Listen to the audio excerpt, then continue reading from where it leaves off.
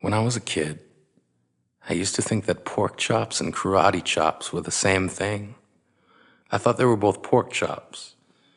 And because my grandmother thought it was cute, and because they were my favorite, she let me keep doing it. Not really a big deal. One day, before I realized fat kids are not designed to climb trees, I fell out of a tree and bruised the right side of my body. I didn't want to tell my grandmother about it because I was scared I'd get in trouble for playing somewhere I shouldn't have been. A few days later, the gym teacher noticed the bruise and I got sent to the principal's office. From there, I was sent to another small room with a really nice lady who asked me all kinds of questions about my life at home. I saw no reason to lie. As far as I was concerned, life was pretty good. I told her whenever I'm sad, my grandmother gives me karate chops. This led to a full-scale investigation, and I was removed from the house for 3 days until they finally decided to ask how I got the bruises. News of this silly little story quickly spread through the school, and I earned my first nickname, Pork Chop. To this day, I hate pork chops. I'm not the only kid who grew up this way, surrounded by people who used to say that rhyme about sticks and stones. As if broken bones hurt more than the names we got called, and we got called them all.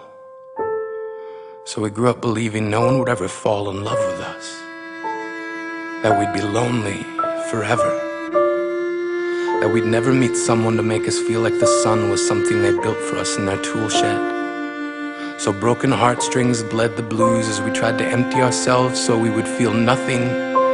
Don't tell me that hurts less than a broken bone. That an ingrown life is something surgeons can cut away, that there's no way for it to metastasize, it does. She was 8 years old. Our first day of grade 3 when she got called ugly. We both got moved to the back of class so we would stop getting bombarded by spitballs. But the school halls were a battleground where we found ourselves outnumbered day after wretched day. We used to stay inside for recess because outside was worse.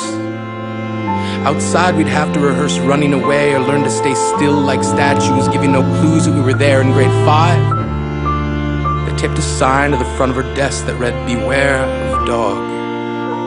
To this day, despite a loving husband, she doesn't think she's beautiful because of a birthmark that takes up a little less than half her face. Kids used to say she looks like a wrong answer that someone tried to erase but couldn't quite get the job done.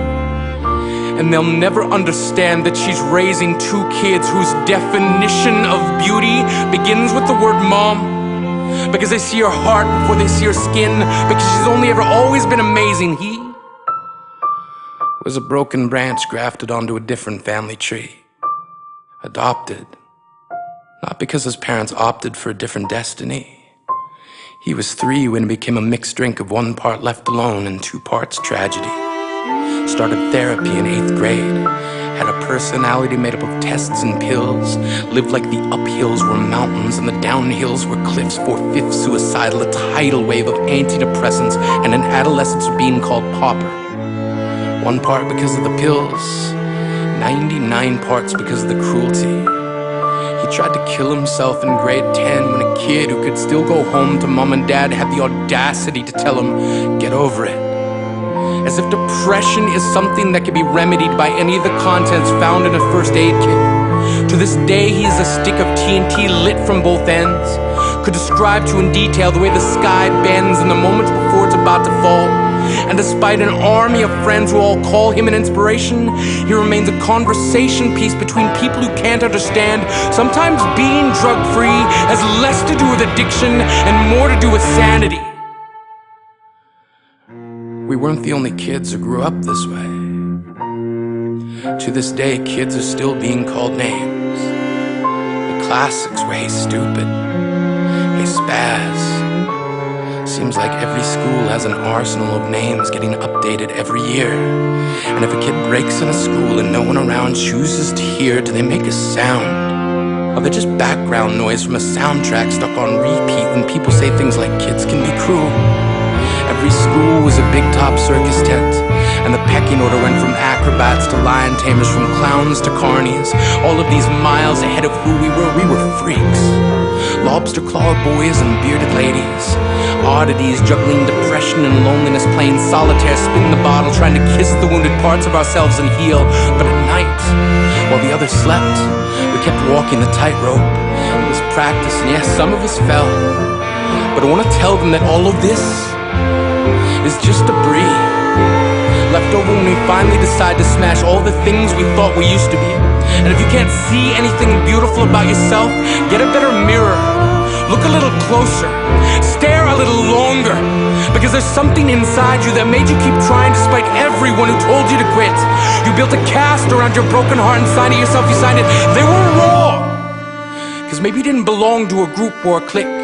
Maybe they decided to pick you last for basketball or everything. Maybe you used to bring bruises and broken teeth to show and tell but never told. Because how can you hold your ground if everyone around you wants to bury you beneath it? You have to believe that they were wrong. They have to be wrong. Why else would we still be here?